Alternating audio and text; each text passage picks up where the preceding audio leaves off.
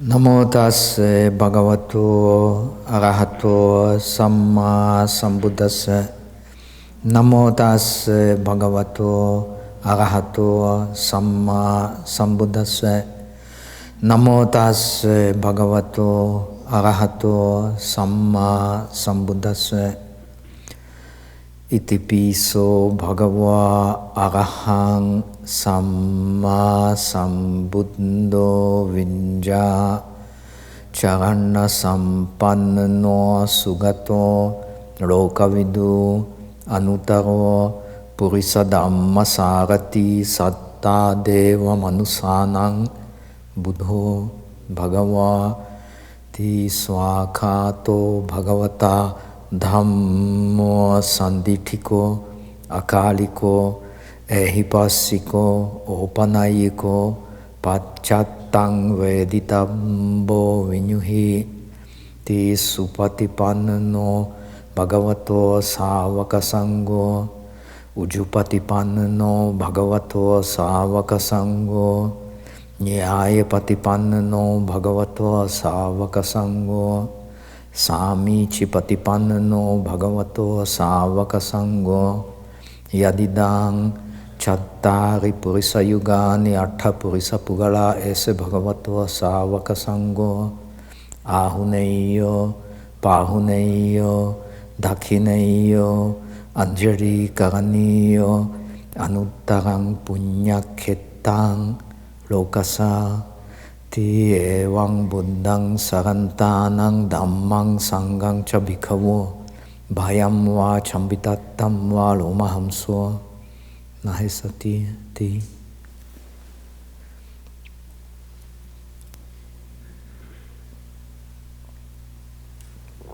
So this morning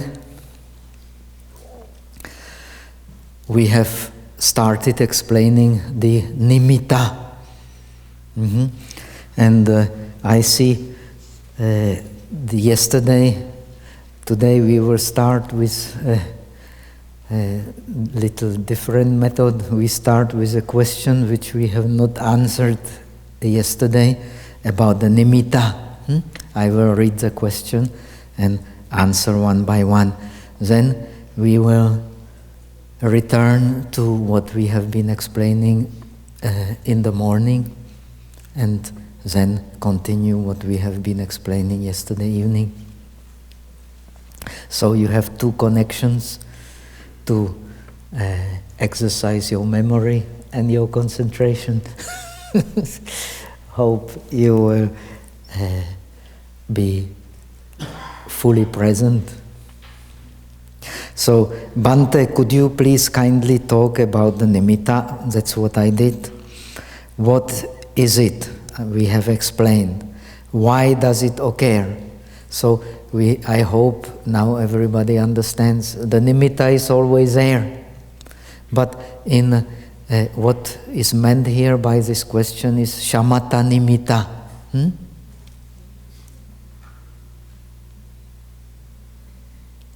The nimitta is always there.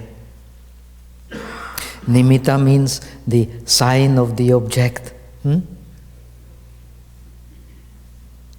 But in studying the dhyana, it is technically used meaning the sign of the subtle object that we need in order to enter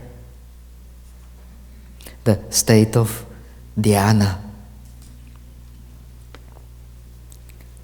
Now, in the tradition of the Visuddhimagga, which is unfortunately the only extant tradition in Theravada. In Theravada there were many different traditions too, many different explanations. Unfortunately, the only tradition that we have is due to the great effort of Buddhaghosa, who summarized the tradition of the Mahavihara. But there was also a tradition of the Abhayagiri and maybe other traditions which unfortunately are not extant anymore. So according to the tradition of the Mahavihara that is preserved in Visuddhimagga, which is the most important book on meditation in the Theravada tradition, there are 40 meditation objects which a teacher of meditation should master.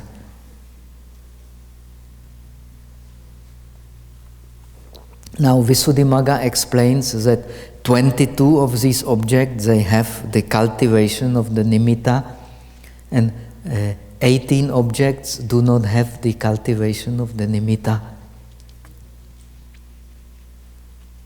It is very important to understand what means cultivation of the nimitta.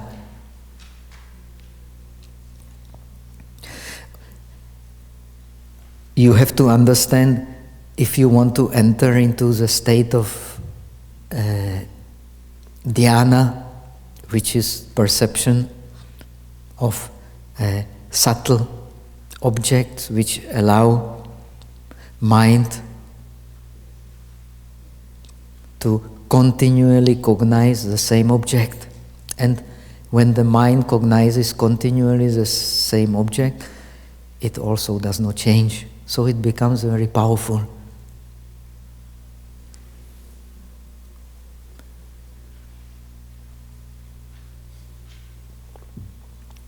So now, which objects have the cultivation of the nimitta? What means the cultivation of the nimitta? Cultivation of the nimitta means that the object changes in the process of parikama nimitta, ugaha nimitta, and patibhaga nimitta, 3 kinds of nimittas. Yesterday we have started explaining. Parikama nimitta mean the preparatory image of the object. Ugaha nimitta, from utgraha, those who have studied Pali or Sanskrit, ut means up, graha or gaha means holding up. When the object becomes purified, you can hold it up by mind.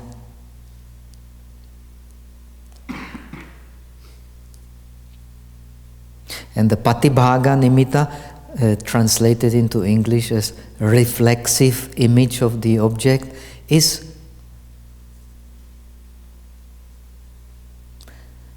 what you actually cognize in the state of upachara samadhi, first jhana, second jhana, third jhana, and fourth jhana. It is the completely purified image of the object, which can be used then for getting absorption into the object, unifying with the object.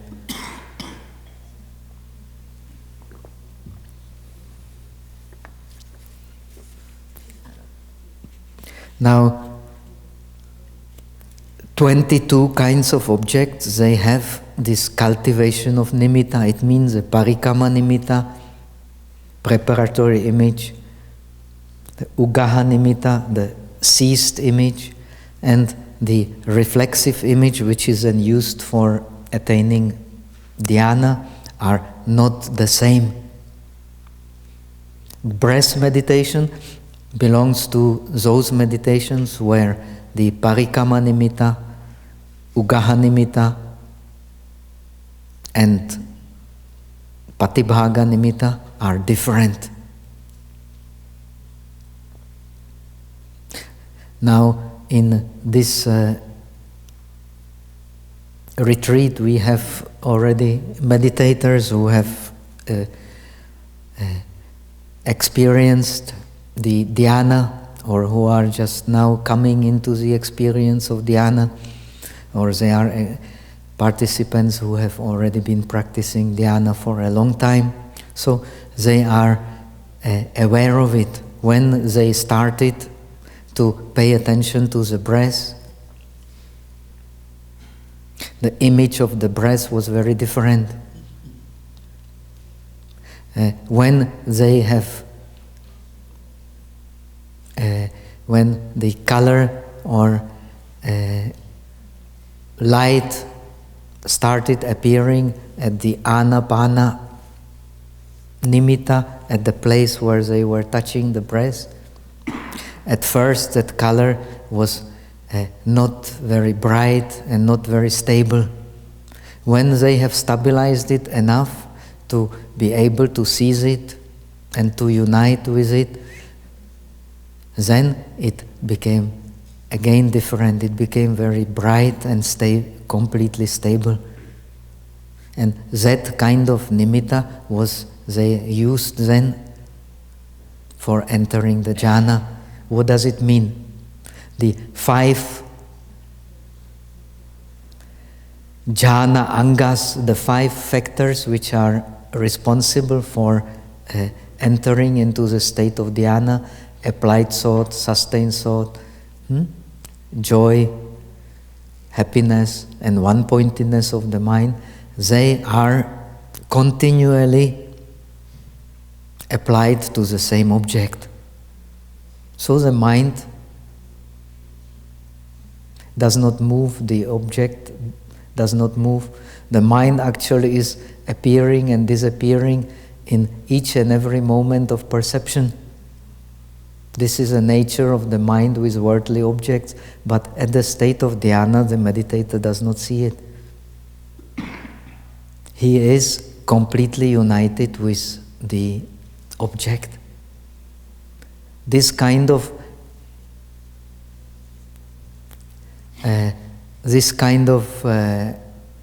experience at the time of Buddha, especially in the 4th dhyana or higher, in the formless states of dhyana, was considered to be a liberation. Even the 2 teachers of the Buddha who belong to the Samkhya tradition is presumed. They have taught Buddha these formless absorptions as a state of liberation.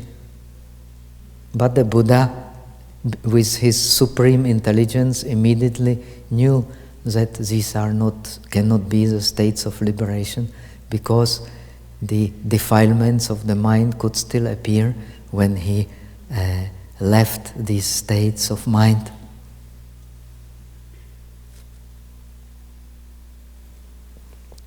So, as we know from the tradition, he decided to practice austerities. Even that could not satisfy him. So finally, under the Bodhi tree, he used the dhyanas to understand the impermanence and the law of karma.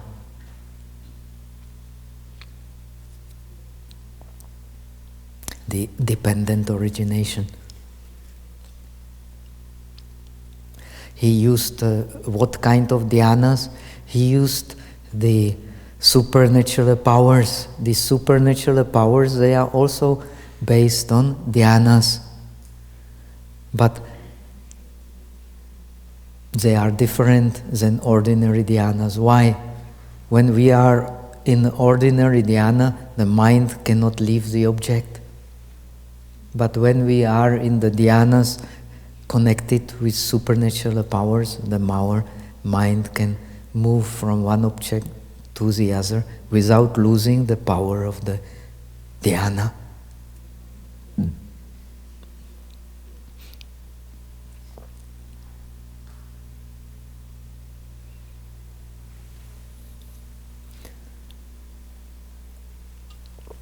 That kind of mind Buddha has used to study his previous lives and to study the process of rebirth of us beings in samsara.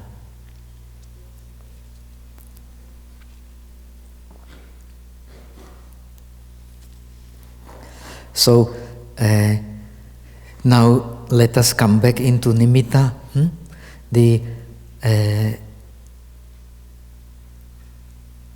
Among the objects which allow us to leave the perception dominated by five senses and go into the state of subtle perception where the object and mind do not change. We have mentioned 22 objects are connected with cultivation of nimitta.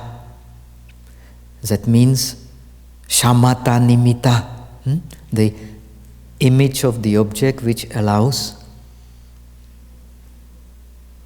the state of absorption, state of dhyana.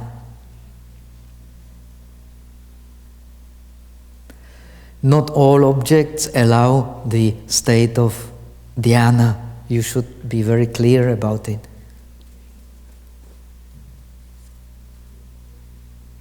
Suppose you want to attain a dhyana on a color. If you take a color like this, you may spend the whole life trying to attain dhyana with it, but you will never succeed. Only certain colors are suitable for dhyana. If you want to attain dhyana on earth, you can, if you take earth, which we see here outside, you will also can spend whole life to practice dhyana, but you will never attain it.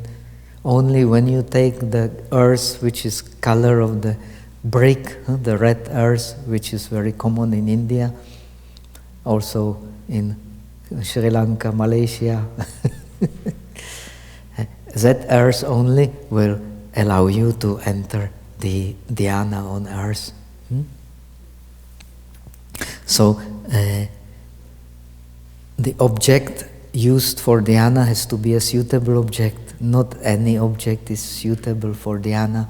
Like this kind of color, impossible, however hard you try to get dhyana. So there has to be teacher and tradition to explain. And we have already mentioned that this object used for dhyana is only small fragment of the objects that can be used for dhyana. Many objects can be used for dhyana. Even the mental factors, and many mental factors are there of the wholesome mind, they can be also used as objects of jhana, and one can go with them up to fourth dhyana without any difficulty.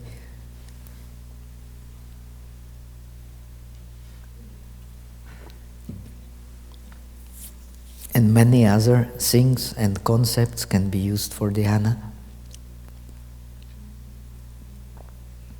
So, now which objects are suitable for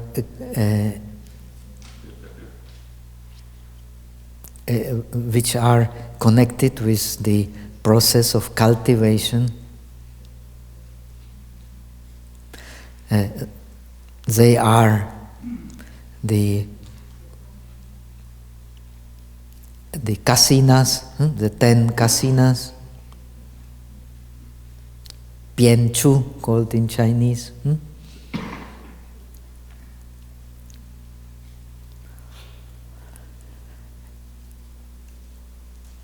They are the 10 kinds of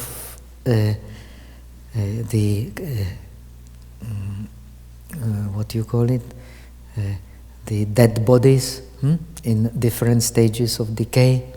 When you first get image of this dead body, like inflated dead body, that image will be very different from the image that you use, mental image that you use for absorption. Then in the beginning, the very ugly, decaying object, but that object that you seize with your mind, it will become bright object.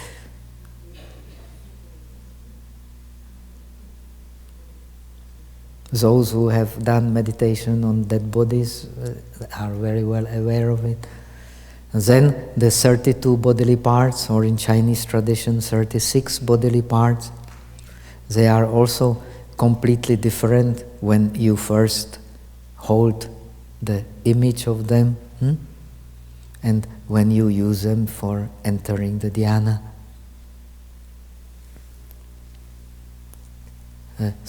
Plus the breath meditation, anapanasati, the image that you use for entering the dhyana is very different from the image that you at first try to develop,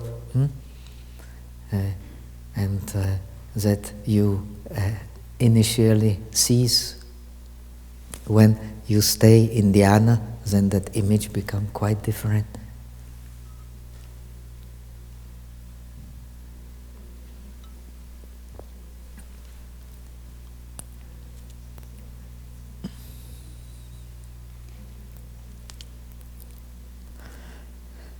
So, second question, why does it occur? We have already said that if you work on, like on breath, it occurs because of the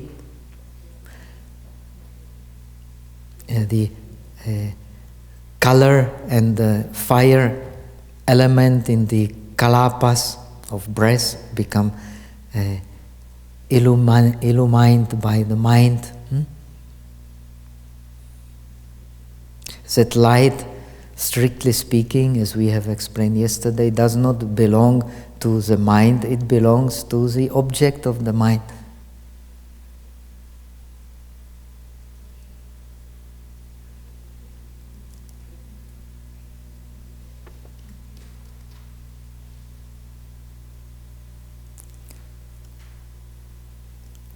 Now you have to understand that the notion of the rupa is quite different from what we in West call materiality.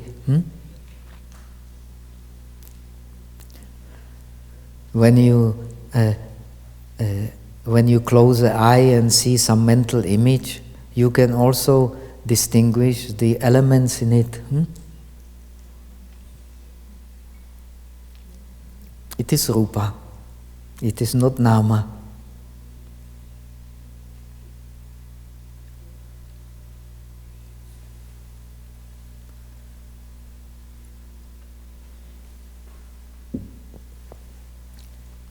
Now, you have abstract notions which you cannot penetrate, like the Buddha, Dhamma, Sangha. All these concepts, of course, they are abstract notions which have no question of the kalapas or rupa. So these objects naturally you cannot experience the cultivation of the nimitta. Same with the metta meditation or meditation on compassion.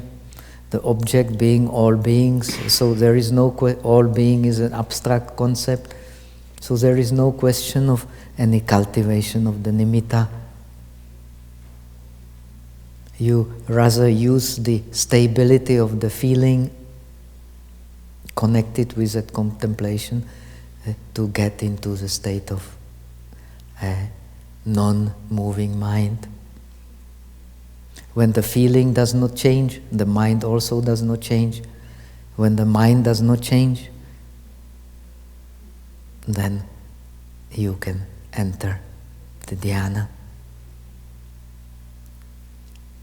So the training in non-changing the feeling can then lead to dhyana.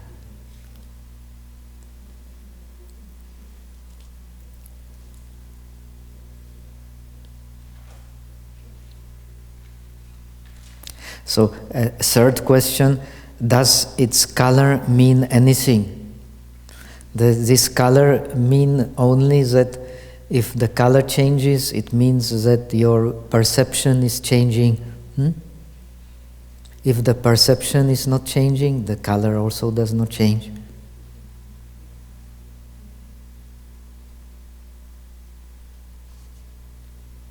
So the color is not important. What is important is that the object remains stable and does not change color and form.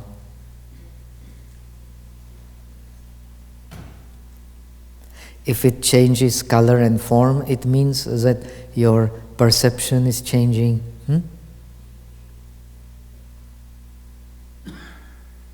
And if your perception is changing, it means your mind is changing. If your mind is changing, you are not in dhyana.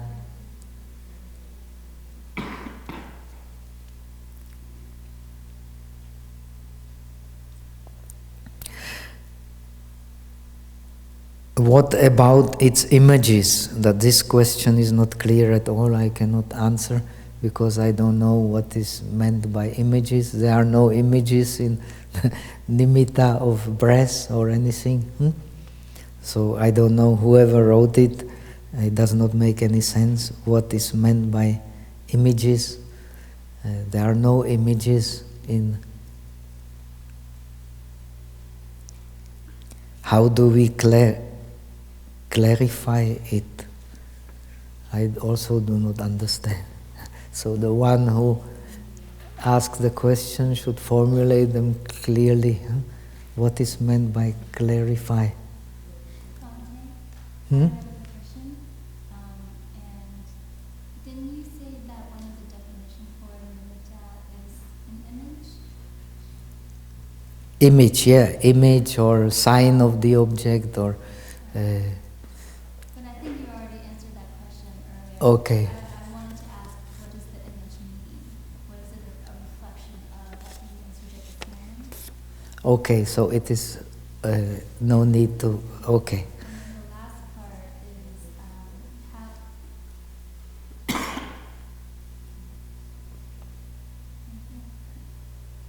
The last part is so we go through the process and let's say we start seeing bright light. How do we go about actually formulating or cultivating nimitta? What are the actual process? Okay. So when the light or color initially appears, whether in the body, whole body, when you do the Chinese method, or at the upper lip or on the top of the nose when you're doing the Visuddhimagga method, when it appears, it will at first not be stable. And its color will not be bright. It usually appears as a gray color. Sometimes it appears just like with some gray vibrations near the touching place of where you pay attention to the breath. This is a very preliminary stage. And that object will not be stable and will change forms because your perceptions are still changing. So remember when it happens, and they are meditators who are here at this stage, when it happens, you definitely should not pay attention to it. When your mind pays attention to unstable object, it can also, when it is not yet used to dhyana, it can become influenced by unstable object. So when it happens, it means that your concentration is improving, but you should ignore it. At that stage, the breath, in-breath and out-breath, will be very comfortable. The bodily feelings will be very comfortable. So you just stay with the breath and use your better concentration to see the whole body of in-breath and out-breath very clearly. If you do that, then that light or color will start stabilizing.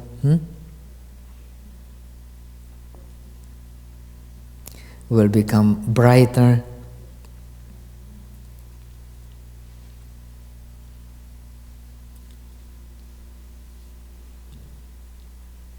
When it has stabilized, and to the extent that it stays for a long time, you should give it at least half an hour. Then, at that stage, you do not need to bother anymore about in-breath and out-breath. You just penetrate with your mind that purified image of the breath.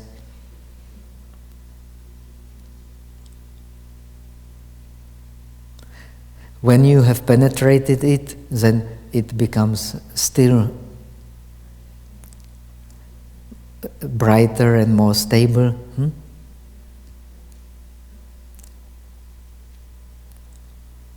At this stage, it can happen that you suddenly lose that image, and you are in a state of kind of darkness, nothing is happening. You may still have very pleasant feelings.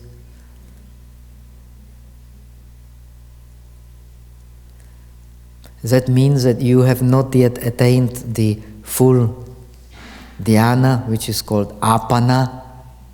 Apana is a synonym of vitarka, actually, of the applied thought. But here it does not mean applied thought, here it means fixing, because applied thought is what fixes the mind on the object.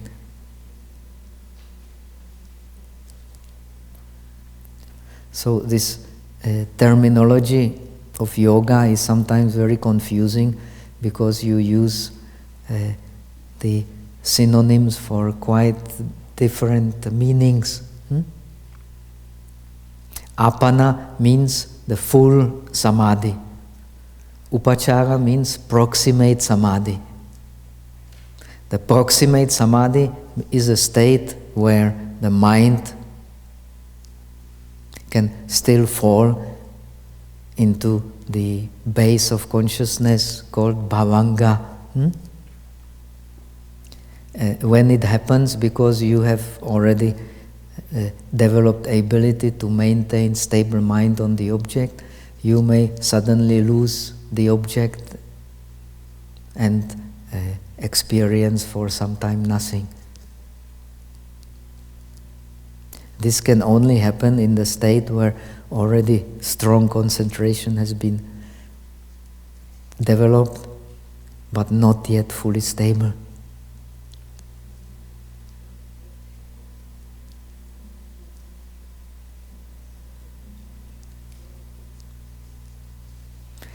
In normal states of consciousness, we are always changing the object, but we are not aware of it because our mind is always changing. But when you have attained the proximate samadhi, you can become suddenly, when the mind changes, suddenly you are in a state where nothing will be there. That is a state of base consciousness.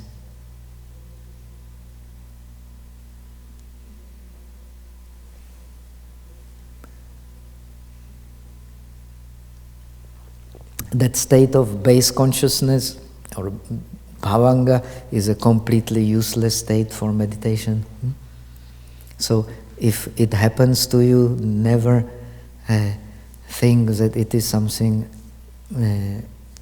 of use. Immediately remember the touching place where you are used to contemplate the breath, and the breath and the subtle image of the breath will appear again.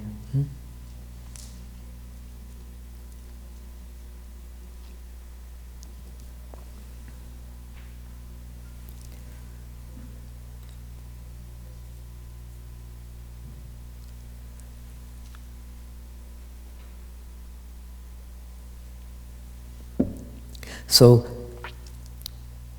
it is important to understand, if you work on breath, according to the tradition of the Visuddhimagga, you will need the reflexive image of the breath in order to enter upachara, proximate samadhi, and apana, full samadhi. Without that reflexive image of the breath, so the tradition of Visuddhimagga, you cannot enter anapanasati dhyana.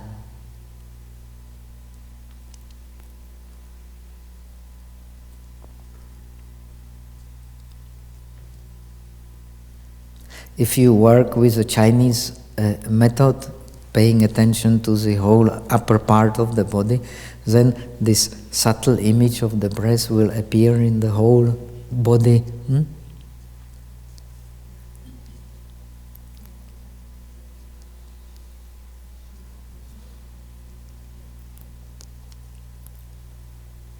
And it is specially cultivated in the in-between breaths, we have already pointed out.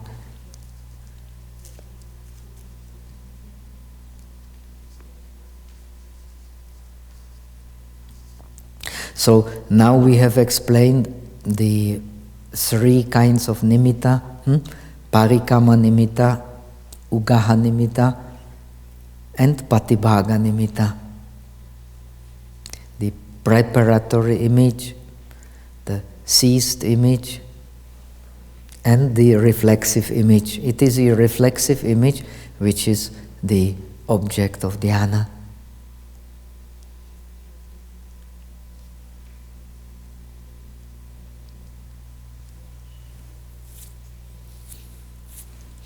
And this reflexive image is stable and bright.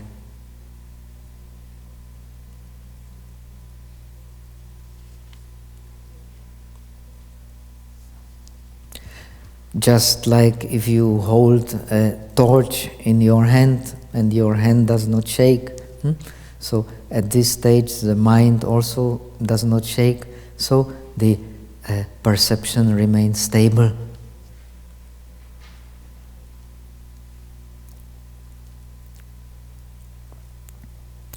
Here we come back to perception.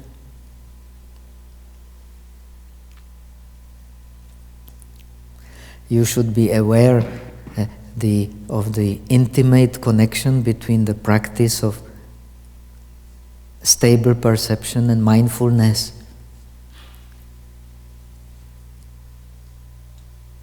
Mindfulness is a cause of stable perception, and stable perception again is a cause of mindfulness. They are always together.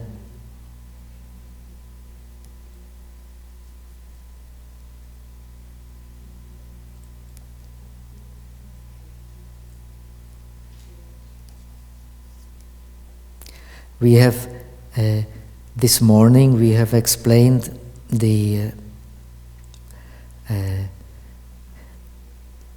characteristic of perception, that is seizing the image of the object.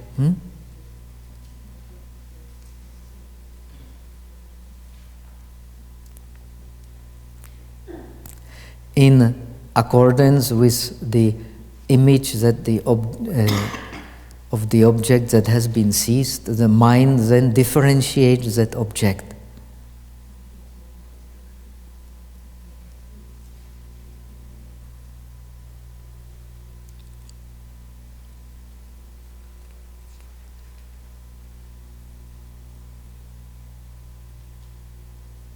So perception is the condition for differentiation.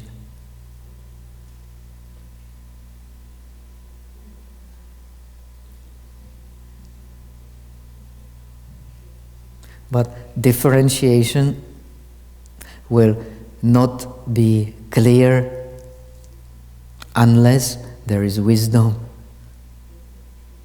So it is due to wisdom that the differentiation becomes clear. So the process of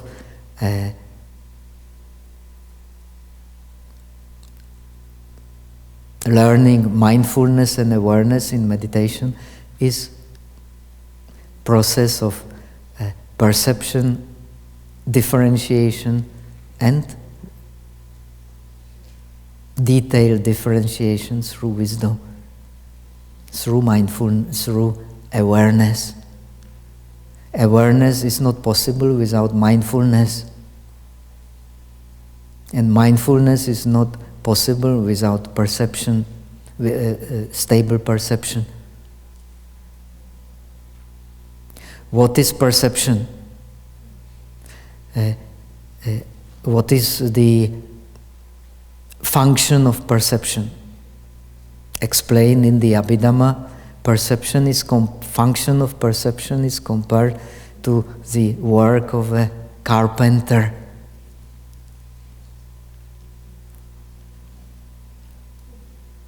The carpenter makes a sign on the board.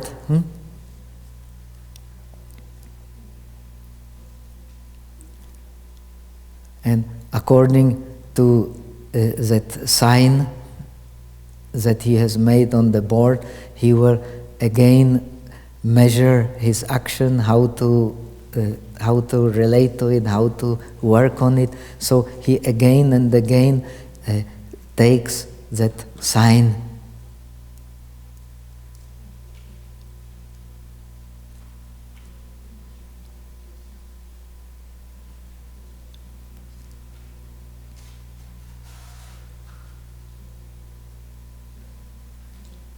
Similarly, the mind differentiates in accordance with that process of perception, taking again and again the sign.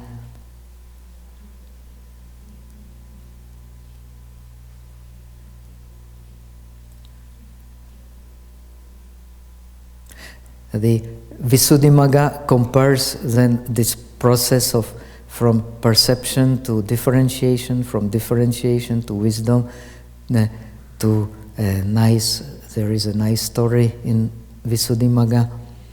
It is compared with a small child. Small child finds, suppose in America now you don't have $1 coin, no? It used to be, now no more, right? Only bill. So $50 coin. A small child finds a $50 coin like in front of the Kuan Yin Hall, many $50 or 25 cents coin on this. So a small child finds such a coin, and he knows he is still too small. He does not have, the parents don't give him any pocket money. So he knows it is useful for the adults. So he picks it up. But he does not really know exactly what it is good for. This is like perception. Then he brings it to his mother, and the mother gives it to the mother. Mother takes it, and she knows, oh, that's a $50 coin, and she knows I can buy.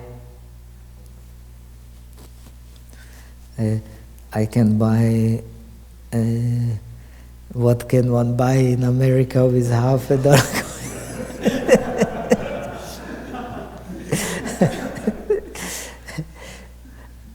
Whatever you think, that's it. So she knows she can buy that much with $50 coin, but she's not clear about its real value. So the mother takes the coin to the mint, and in the old days they used to mint the money.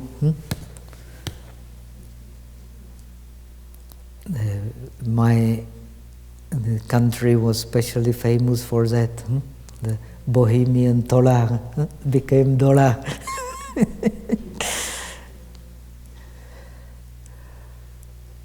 They were silver mines in Bohemia.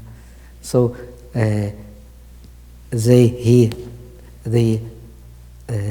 minter is, do you say minter? One who does mint, yeah? The minter, he takes it in his hand, he touches it, he tests it, scratches it, and he knows exactly how much silver is there. Nowadays they don't put any silver, but in old days the dollar was all silver dollar or gold dollar. So the minter, he knows exactly there is that much percentage of silver or that much percentage of gold and how much it is worth. So this is like wisdom.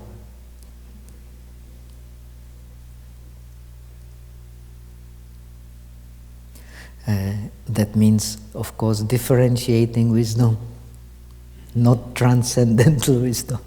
Please do not confuse.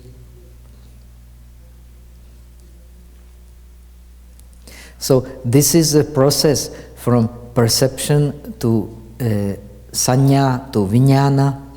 Vijnana differentiates but does not know the detail. Then the wisdom or awareness knows, can tell all the details of the objects.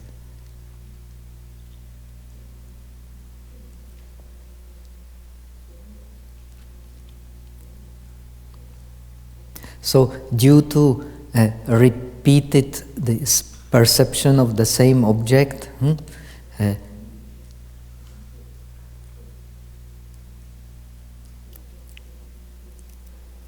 the mind or different aspects of the object, the mind can differentiate it.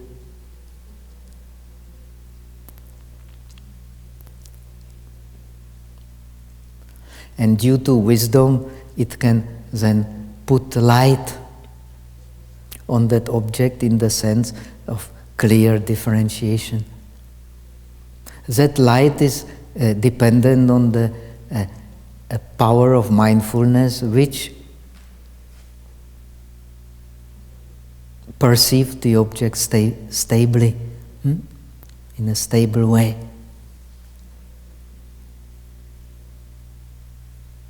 If the mindfulness is not in the mind, then the object wobbles.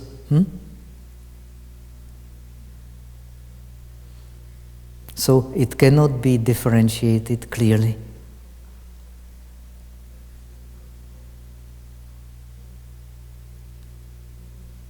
So that means there will be differentiation, but there will not be wisdom.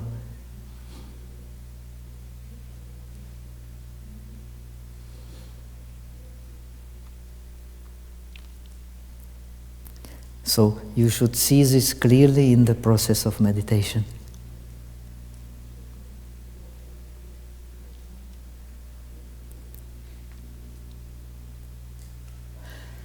So now we come back to our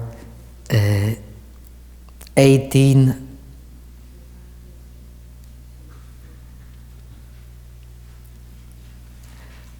subtle obstacles. Now we are coming to subtle obstacles or subtle defilements of the pure observation of the breath, which leads to the absorption.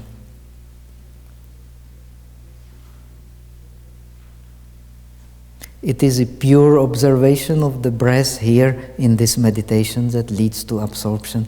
That's why it is called anapanasati, because the key is in anupassana. Anupassana means the clear, pure observation.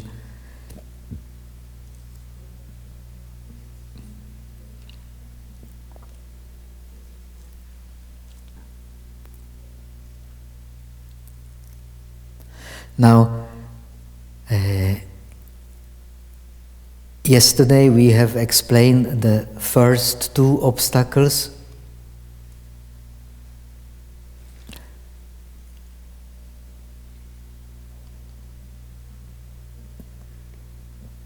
to pure observation of the breath, which were the two obstacles. While the meditator tries to concentrate on the anapana nimitta, while following the breath inside, it gets distracted by breathing in, the breath gets distracted inside the body. Breathing out, the breath gets distracted. The mind gets distracted by the breath outside the body. Breathing in, distracted by breath inside the body. Breathing out, distracted by the breath outside the body. How to fix this problem?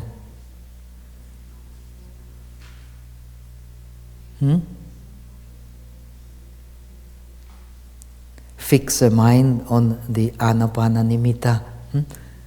Not allow the tendency of the mind to follow inside the body and outside the body.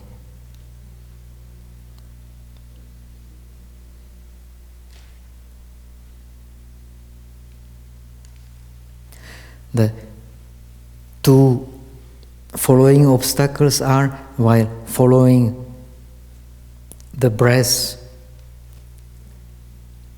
the in-breath and out-breath at the anapana nimitta, there is nikanti. Nikanti is a technical term in Buddhism. It is a synonym of tanha. Tanha means, in Chinese they translate as I, the attachment.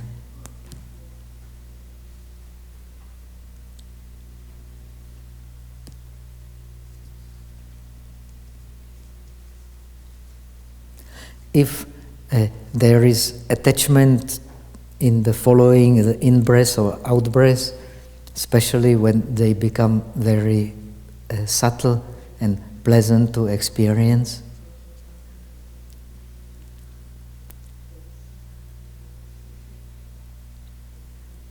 then there is no question of forming a stable,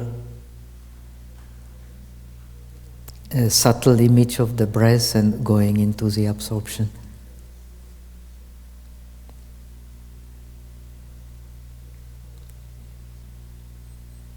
I am never tired of repeating, you should always contemplate it, even in the state of upachara samadhi, proximate samadhi, not yet in the state of apana samadhi, the samadhi where the mind gets completely fixed. There is always upekha. Without upekha, not even upachara samadhi.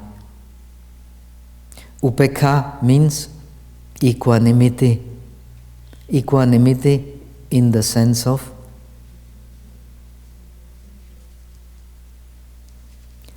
neither attachment to the pleasant nor repulsion nor repulsing the unpleasant.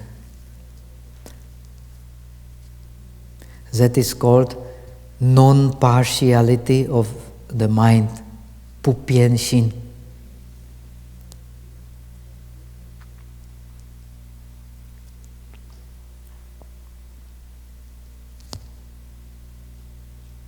So remember, it is impossible to stabilize the subtle image of the breath unless you cultivate this pupienshin, impartial mind.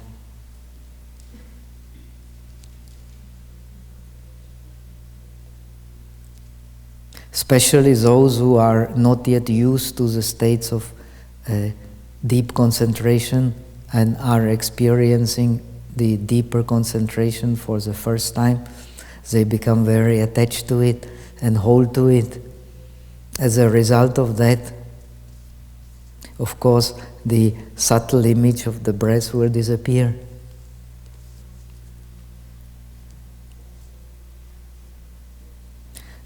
That subtle image of the breath precisely can be stabilized only when you detach.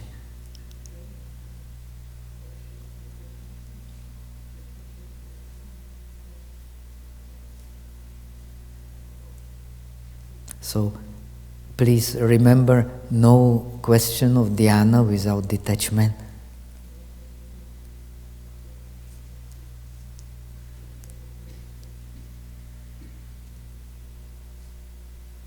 Nowadays, unfortunately, even in the Buddhist countries like Sri Lanka or even Burma, many lay people, they have a complete misunderstanding. Unfortunately, not even lay people, even the monks, complete misunderstanding about the dhyana. I was told even by some lay people that the lay people should not cultivate dhyana because it may cause madness.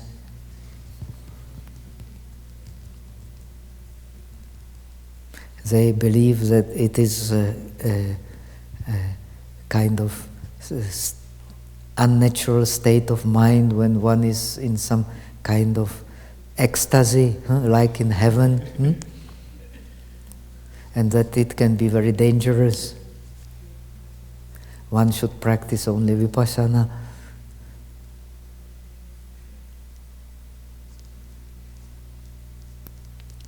So, due to this kind of misunderstanding, of course, then the decline, not only in Buddhism, religion, but all religions, without the experience of deep concentration, there is no question really of a very deep religious experience.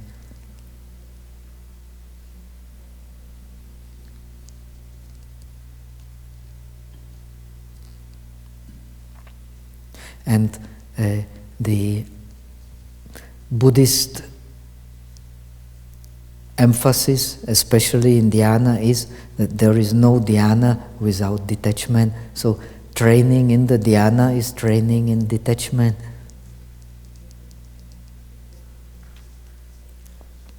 The early translators of Buddhism have translated often the dhyana as ecstasy, which is a completely misleading and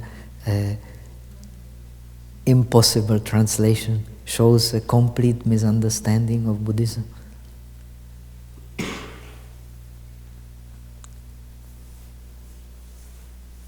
Nowadays, of course, we are more and more aware of the true nature of Buddhism, because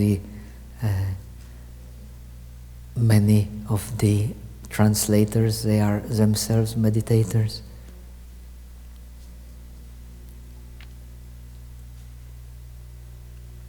So, let us come to the next two obstacles is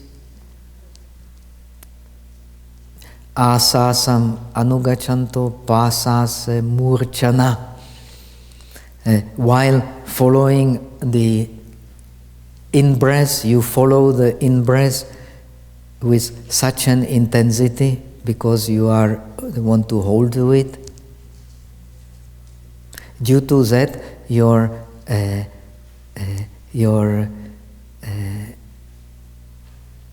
understanding of the process of out-breath becomes very blurred. You don't get the clear impression of the out-breath because of the intensity and holding to the in-breath.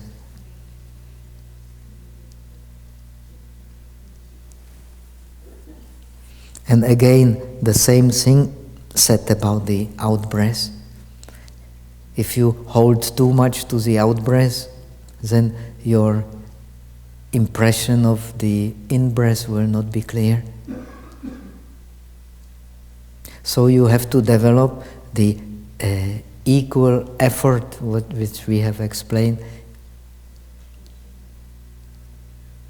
equal application of the mind to the in-breath and out-breath.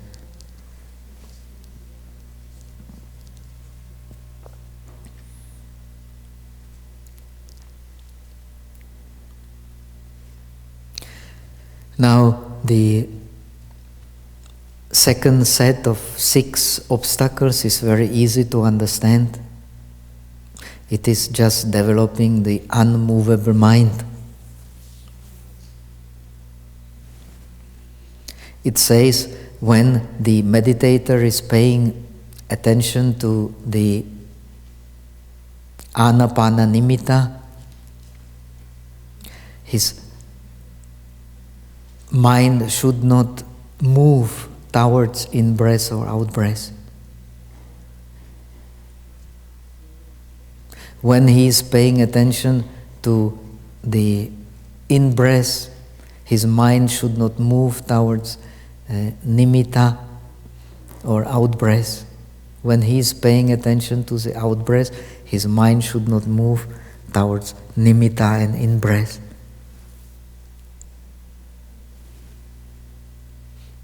What does it mean? Very simple. He should not move his mind.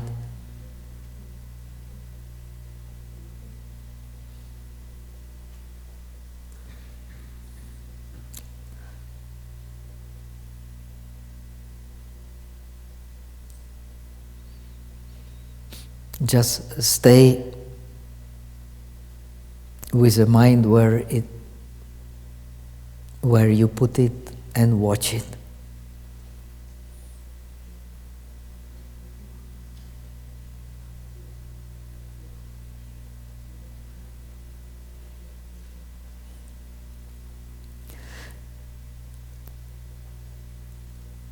Now, to make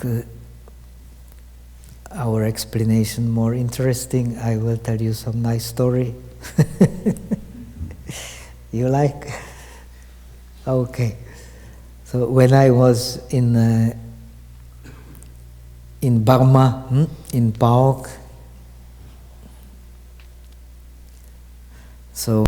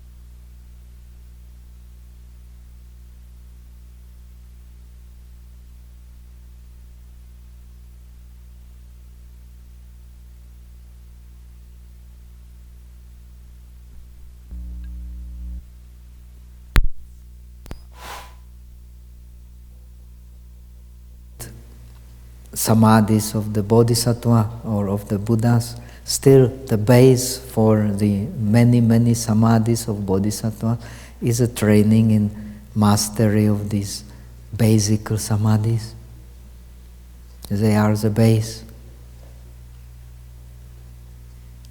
In the early Mahayana, still like the Mahayanas that Chimoloro Kumarajiva transmitted to China, this training was still the main emphasis, even for those who study the Mahayana. Later, for some reason or other, maybe because Huineng Sutra, you will find the saying that I do not teach the 8 liberations. So this training was not regarded highly anymore. But in the tradition, it is a base for the many different kinds of samadhi of the bodhisattva. Okay, so that much for now. We will talk about it more in the coming days.